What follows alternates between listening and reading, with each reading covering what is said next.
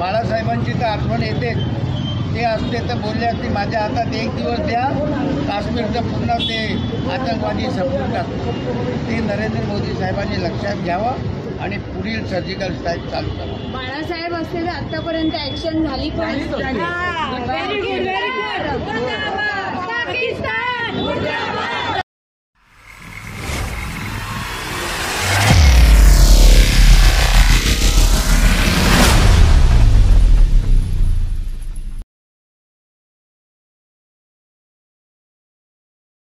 नमस्कार, मी अतुल जैन आपल्या बातमीमध्ये आपल्या सर्वांचं हार्दिक स्वागत करतो। आज आपण आहोत विले पार्ले रेल्वे स्टेशन समोर, ज्या ठिकाणी आज एक आंदोलनाचं आयोजन करण्यात आलेलं आहे शिवसेना शिंदेगड यांच्या वतीनं। या ठिकाणी जे कालच आपल्या काश्मीरमधील पहलगाम या ठिकाणी 27 लोकांना नरसंहार करण्यात आला, जे दहशतवाद्यांकडनं भ्याड हल्ला करण्यात आला, त्याच्याच निषेधार्थ देशभरामध्ये अनेक ठिकाणी आंदोलनं होताना आपण बघतो आहोत। आणि त्याचा जो द्वेष आणि रोष आहे तो प्रत्येक लोकांच्या मनात आहे, भारतीयांच्या। आणि अशा पद्धतीने जर आपण जात वितरण मानत असाल तर कशा पद्धतीने वागता, या पद्धतीचा विचार हा लोकांच्या मनात येतोय। आणि जर हिंदू म्हणून तुम्हाला लगेच त्या ठिकाणी ठार केलं जात असेल तर मग हा कोण, तर मग सरळ सरळ पाकिस्तान हेच आपल्यासमोर येतं। आणि अशाच पद्धतीने आज पाकिस्तानचा निषेध आपल्या भारत देशामधील प्रत्येक कानाकोपऱ्यात होताना आपण बघतो आहोत। आंदोलनासाठी लोक आहेत, आपण त्यांच्याशी सुद्धा बोलून घेऊया। त्या ठिकाणी सुभाष सावंत साहेब आहेत, आपण त्यांच्याशी बोलूया। तर अत्याचार झालेले आहेत आपल्या लोकांवर आणि काल तर जात विचारून त्या ठिकाणी मारण्यात आलं, याबद्दल आपण काय सांगाल? ही सुरुवात आहे, ही त्यांनी केलेली सुरुवात आहे ना, ही आता नरेंद्र मोदी साहेब संपून टाकतात। या देशामध्ये फक्त आमचंच राज्य चालेल। जर कोणी असा विचार करत असेल पाकिस्तान या बांग्लादेश कि हम अभी ऐसा ऐसा करेंगे, तो ये आपकी लास्ट ये है। इसके बाद जो है अब हमारी बारी है, फिर मत बोलना कि रोक दो। आता नरेंद्र मोदी साहेबांनी आपला तिसरा डोळा उघडायलाच पाहिजे। तिसरा डोळा उघडला तर सब काम तमाम। फिर देखते हैं किसको क्या कलमा पढ़ाने का है, किसको क्या पढ़ाने का है। हमारे हिंदू ऐसे कभी नहीं बोलते हैं, लेकिन अगर ये बात कोई जात पे जाती है तो पाकिस्तान के बारे में, बांग्लादेश के बारे में और कश्मीर में रहने वाले आतंकवादियों के बारे में अभी सोचना ही पड़ेगा। आज ज्या पद्धतीने आपण आंदोलन घेत आहात, मनात किती राग रोष आहे? रागाचा काय सांगायचं? कायदा हातात आम्ही नाही घेऊ शकत। कायदा घेणारे मिलिटरी आहे, कायद्यावर कारवाई करणारे मिलिटरी आमचे जवान आहेत। आणि आमच्या जवानांना नरेंद्र मोदी साहेबांना सांगावं लागेल की आता सूट द्या त्यांना, आता नका थांबू, आता वेळ संपलेली आहे, आता वेळ आपली चालू झाली। त्यामुळे याच्यानंतर सवार नाही, पाकिस्तानला लक्ष्यावरून गायब करायचा प्लॅनिंग करायला पाहिजे, बांगलादेशला लक्ष्यावरून गायब करायचा प्लॅनिंग व्हायला पाहिजे। किती सहन करायचं आणि का सहन करायचं, हा आमच्या समोरचा प्रश्न। ज्या पद्धतीने आज काश्मीरच्या या विभागामध्ये अशा गोष्टी घडतात, पण आपल्याकडे पण सुरक्षा असली पाहिजे। आपण कशा पद्धतीने सुरक्षित राहावं असं तुम्हाला वाटतं की आपल्या विभागात असं कधी घडू नये? काश्मीरमध्ये मुळापासून असलेले ते झाड आहे, ते तोडलं तरी मूळ परत वर येते, तर मूळच सपाट करायला पाहिजे। आणि ज्या दिवशी मूळ सपाट झाला त्या दिवशी आतंकवादी संपले। आणि आज मला मोदी साहेबांना, अमित शहाना, बाळासाहेबांची तर आठवण येते। ते असते तर बोलले असते माझ्या हातात एक दिवस द्या, काश्मीरचं पुन्हा ते आतंकवादी संपवून टाकतो। ते नरेंद्र मोदी साहेबांनी लक्षात घ्यावं आणि पुढील सर्जिकल स्ट्राईक चालू करावं। बाळासाहेब असते तर आतापर्यंत ऍक्शन झाली पण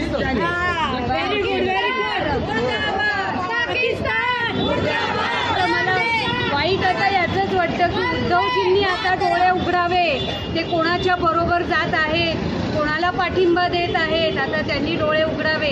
आणि नरेंद्र मोदी साहेबांवर आम्हाला खात्री आहे, शिंदे साहेब, फडणवीस साहेब आणि आपले पवार साहेब, अजितदादा साहेब हे त्यांना मजबूत पाठिंबा देणार। कारण आपल्या महाराष्ट्रातली आणि मुंबईमधली आपली नागरिक मेलेले आहेत, त्यांना नाहक या नीच आतंकवादी लोकांनी मारलेलं आहे। त्याचा बदला हा उरीपेक्षा पण जबरदस्त घ्यावा आणि त्यांना नेस्तनाबूत करावं. आणि नरेंद्र आम्हाला खात्री आहे आणि सर्व भारतीय त्यांच्या पाठीशी आहेत. जो खरा भारतीय असेल तो त्यांच्या पाठीशी असेल आणि जे पाठीशी नाही त्यांना नाव नसतील ते भारतीय म्हणण्याच्या लायकीचं नाही आहे. त्यांनी भारत सोडून जावं. थँक्यू. तर पाहिलं की अशा पद्धतीने एक एक रस्त्याच्या महिलासुद्धा चिडलेल्या आहेत आणि अशा पद्धतीने आपल्याकडे महिला पदाधिकारी आहेत. काय सांगाल, ज्या पद्धतीने एक महिला आपण पाहिली की रस्त्यावरची महिला जी आज पक्षात नसताना सुद्धा त्यांच्या मनातला रोष व्यक्त होताना बघतो, आपल्या अंगावर पण शहार येत आहेत. काय सांगाल या विषयावर तुम्ही? बरोबर आहे. आज त्यांचा पण जीव तळतळतोय. आज ते बघतायत. खरं म्हटलं तर आज आपल्या लोकांची काय हाल करतायत हे बघतायत. खरं म्हटलं तर हे सगळं नष्ट व्हायला पाहिजे. आणि खरं म्हटलं तर अमितजी आणि मोदीजी यांनी खरंच तिकडे त्यांना असं शासन दिलं पाहिजे की आमची ही तळतळ, आमची ही मग त्यांच्यापर्यंत पोहोचली पाहिजे. म्हणून हा निषेध आम्ही घेतलेला आहे. जम्मू काश्मीर येथील पहलगाम या शहरामध्ये निष्पाप जे पर्यटक गेले आहेत त्यांचं जे देहांत झालेलं आहे त्यांना आम्ही भावपूर्ण श्रद्धांजली देतो आहे. आणि खरं म्हटलं तर महाराष्ट्रातील डोंबिवली या शहरातील 3 मराठी यामध्ये निष्पाप मेलेले आहेत. तर आम्ही त्यांचा निषेध करतो आहे. महाराष्ट्राचे आराध्य दैवत व हिंदवी स्वराज्य संस्थापक राजा छत्रपती शिवाजी महाराज की हिंदवी सम्राट सरसेनापती शिवसेना प्रमुख सन्माननीय बाळासाहेब ठाकरे यांचा हिंदुस्तान जिंदाबाद, हिंदुस्तान जिंदाबाद. हिंदुस्तान जिंदाबाद, हिंदुस्तान जिंदाबाद. भारत माता की जय. पाकिस्तान जिंदाबाद, पाकिस्तान जिंदाबाद. जय भवानी, जय शिवाजी, जय भवानी, जय शिवाजी. हर हर हर हर. जय श्रीराम, जय श्रीराम, जय श्रीराम, जय श्रीराम. पाकिस्तान जिंदाबाद, शिवसेना. भारत माता की वंदे पाकिस्तान. पाकिस्तान हाय हाय, पाकिस्तान हाय हाय.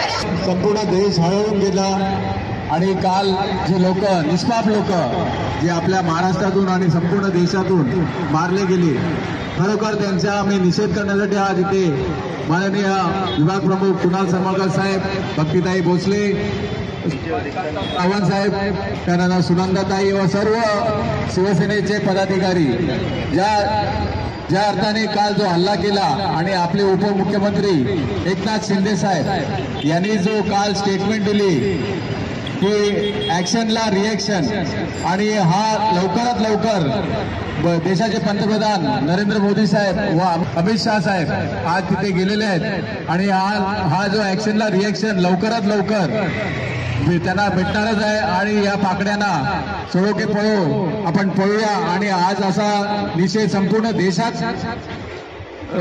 करत आहोत. त्यामुळे आपण सर्वांनी एकजूट होऊन या जो समस्या आज जी उत्पन्न झाली आहे त्याचा आपण सामना करूया.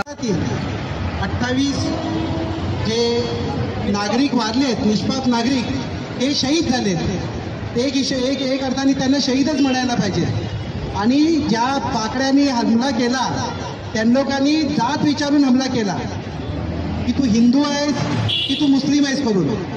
आणि ज्याला नमाज पढता येत नाही त्याला कलमा पडायला लावला, ज्याला नाही येत त्यांना गोळ्या घातल्या. अशा भ्याड पाक हमल्याला आणि हे लोक मुद्दामून ह्या त्या संस्थेला नावं देतात कारण की स्वतःवरती बिल फाटलं नाही पाहिजे. हे दुनियाला माहिती आहे. याच्यामध्ये डायरेक्ट पाकिस्तानचाच हात आहे. हा काय पूर्ण देशाला माहिती आहे, पूर्ण विश्वाला माहिती आहे की पाकिस्तान काय आहे करून. आतंकवाद हा जन्माला येतो कुठून? हा पाकिस्तानमधूनच येतो. आत्ताच काल ट्विट केलेल्यामध्ये 24 ते 28 लोकांनी त्या ट्विटमध्ये स्माईल टाकला. ते सगळं व्हायरल झालेलं आहे. त्या 28 ते 24 लोक आहेत त्यांनी का ते स्माईल टाकलं, त्यांना का आनंद येतो, याच्यावरून आपल्याला अंदाज घ्यायचा असतं की आपल्याच घरामध्ये किती म्हणजे विरोधक असे बसलेले आहेत जे आपली म्हणजे आपल्याला यांना दुश्मनाची गरज नाहीये. हे लोक काश्मीरच्या आतमध्ये आले कसे? हे काय आहे, आपल्याला आपल्याच घरामध्ये माणूस शोधण्यासारखं आहे. हे गद्दार लोक जे आहेत ना, या लोकांमुळेच आहे ना हे आतंकवाद संपत नाहीये. आपण ज्या देशात राहतो, जिथे खातो, जिथे आपला जन्म झालाय, आपल्याला ह्या धर्तीमध्ये परत जायचं आहे. तरी पण माहीत असताना पण हे लोक काही मुद्दामून हे करतात. या लोकांना काय भेटणार आहे करून माहिती नाही. आज जे माणसं शहीद झाली आहेत त्यांचा काय दोष होता? ते तिकडे निसर्गरम्य म्हणून तिथे ते फिरायला गेलेले. अशा वेळेमध्ये त्यांच्यावरती जो प्राणघातक हमला झालाय याचा तीव्र विश्व हिंदू परिषद असो की हिंदुत्व संघटना असो की पूर्ण भारत असो, विश्वाने याच्यावरती पूर्ण विश्वाने दखल घेतलेली आहे की असा भ्याड हमला करणाऱ्या लोकांना कोणी पाठीशी घालणार नाही. स्वतः काश्मीरचे स्थानिक लोक या आंदोलनामध्ये बाहेर उतरले, त्यांनाही हे पटलं नाहीये. कारण की हे जे झालंय हे फार वाईट झालेलं आहे.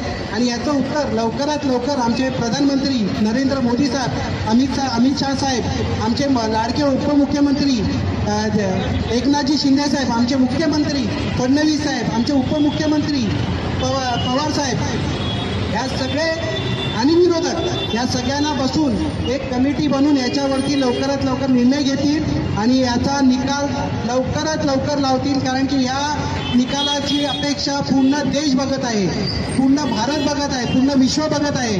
पाकिस्तान ज्यांनी कोणी आता त्यांनी काश्मीरमधल्या लोकांनी विचारून, महाराष्ट्र लोकांना विचारून, जे पर्यटक गेले होते त्यांना विचारून मारण्यात आल्या. पण त्यांना स्वतःला हे माहिती आहे का ते जन्माला कसे आले? मुळातच ते जन्माला हिंदू म्हणूनच आलेले आणि त्यांचा खतना केला गेलेला आहे. मुस्लिम स्वतःला म्हणतात ना, पण त्यांना खतना करावा लागतो आणि आम्ही मूळचे हिंदू आहोत. जमत नाही की आमच्या हिंदू राष्ट्राशी ते युद्ध करू शकतो, म्हणून ते अशा छोट्या मोठ्या कुरघोड्या करत असतात आणि त्यातून आमच्या लोकांना नाहक बळी गेला. काल 27 लोकांचा बळी गेला. याच्यामध्ये आमच्या प्रधानमंत्र्यांवरती आम्हाला पूर्णपणे विश्वास आहे. आता आम्हाला फक्त पाकिस्तानाबरोबर युद्ध नको, आम्हाला पाहिजे अखंड भारत. जो यापूर्वीचा आमचा मुद्दा होता, अखंड भारत आम्हाला पाहिजे आहे. म्हणून अखंड भारताचा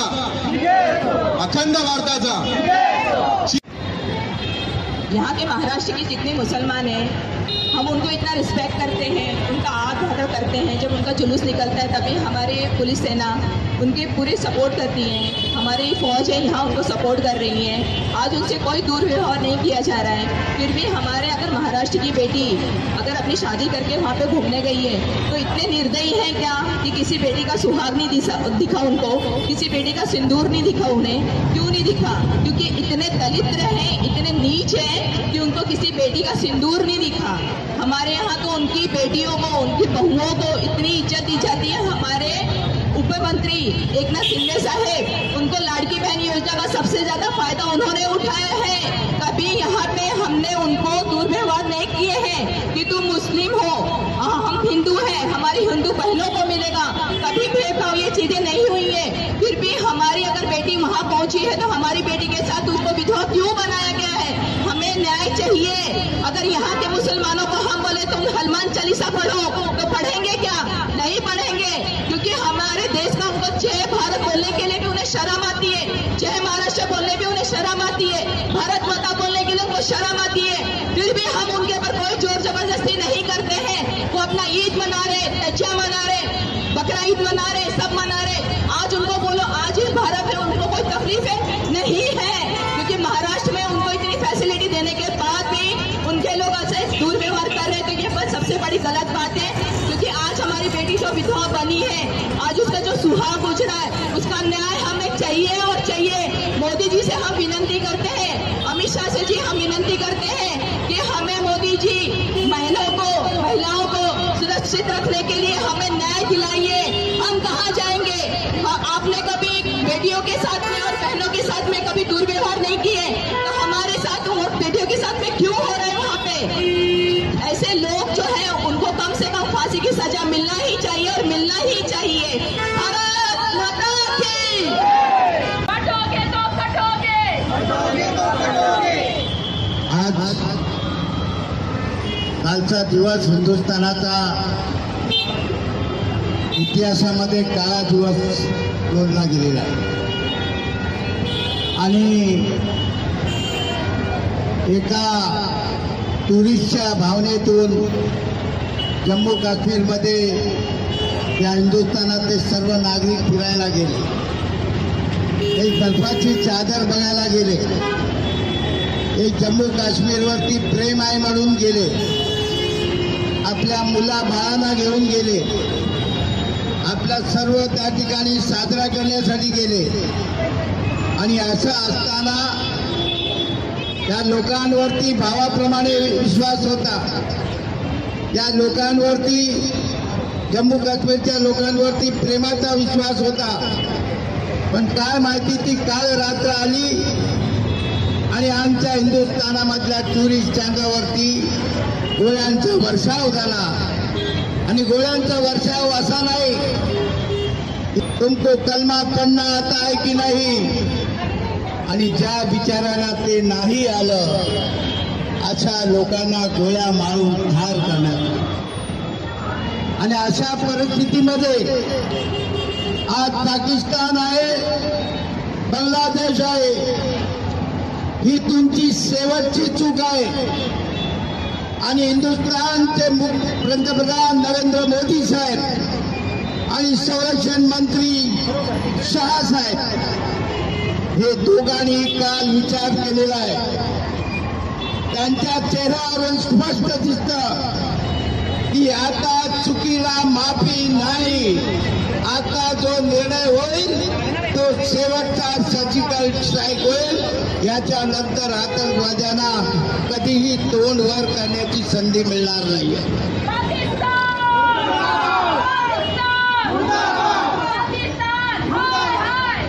आज खरं म्हटलं तर प्रत्येकाच्या मनामध्ये वेदना आहे. एका नौदल अधिकारी पण त्या ठिकाणी मारला गेला. बिचारे महाराष्ट्रातून काश्मीर बघायला गेले, त्या ठिकाणी त्यांचा खात्मा झाला. काय चूक होती हो त्यांची? कसलीही तुमची दादागिरी, कसलीही तुमची निष्ठा.